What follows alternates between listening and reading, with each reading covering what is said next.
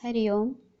श्री गोस्वामी तुलसीदास जी द्वारा रचित विनय पत्रिका से चेतावनी में जाके प्रिय न राम वैदेही। देखेंगे बाबा क्या बोलते हैं।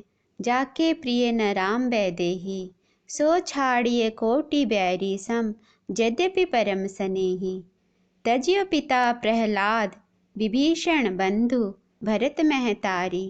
बलिगुरु तज्यो कंत ब्रज, बनितनि भय मुद मंगलकारी।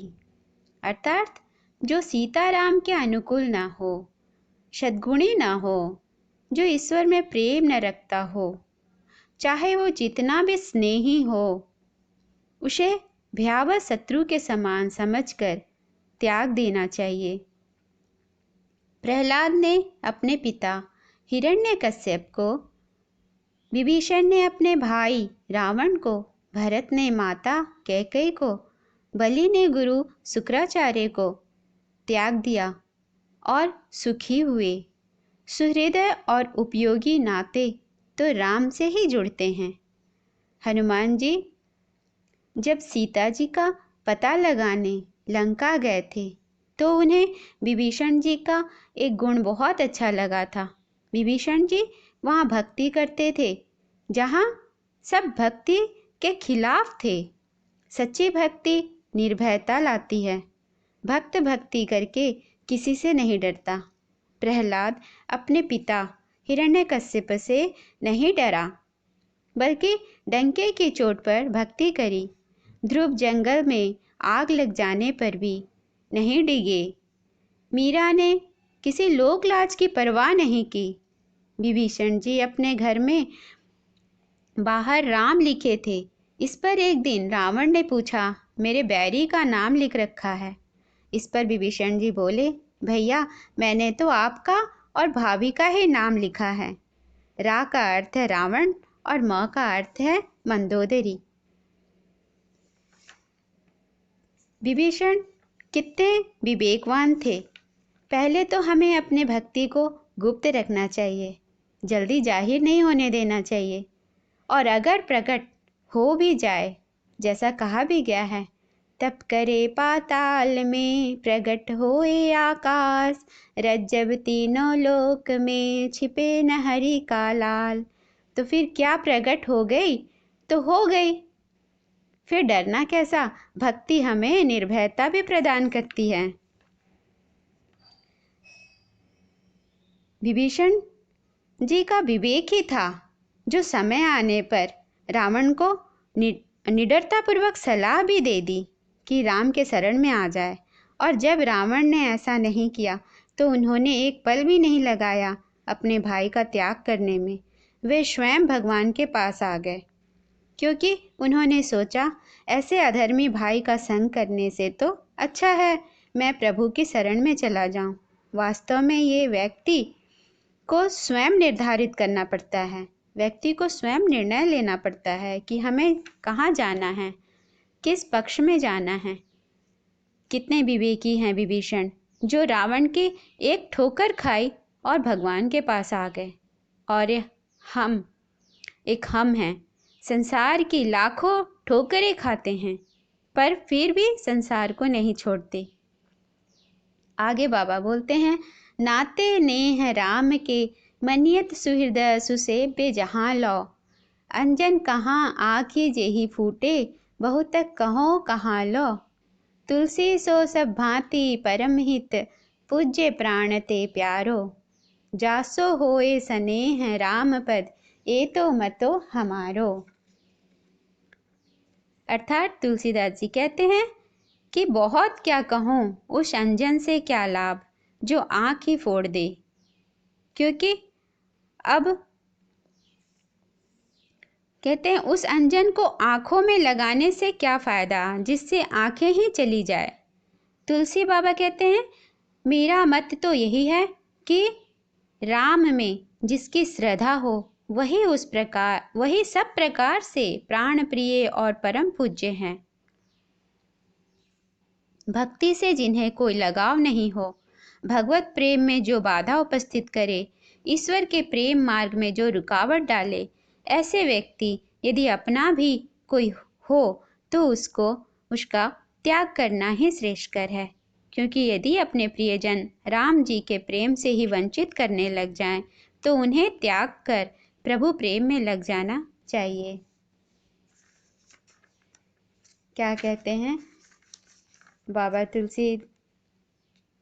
तुलसी इस संसार में भांति भांति के लोग, हिलिए मिलिए प्रेम सो नदी नाव संयोग। यहाँ कहते हैं इस संसार में तरह तरह के स्वभाव वाले लोग हैं, सभी के साथ प्रेम पूर्वक रहना चाहिए। जैसे नदी और नाव का संयोग होता है, उसी तरह से।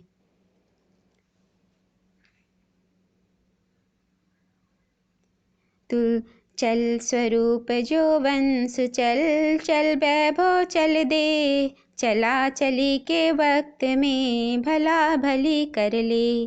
इस शरीर में सब कुछ जाने वाला है, क्या वैभव, क्या देह, क्या यौवन, सभी कुछ खत्म होने वाला है। इसीलिए थोड़ा कुछ भलाई कर लेना चाहिए।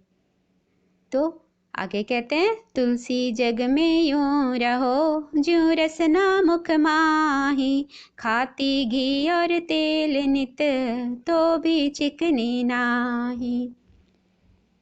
यहाँ गोस्वामी जी कहते हैं इस संसार में ऐसे रहना चाहिए जैसे हमारी जीभ मुख में रहती है, नित्य घी तेल आदि से बने पकवान खाती रहती है, फिर भी अपने स्वरूप में रहती है, चिकनी नहीं हो जाती।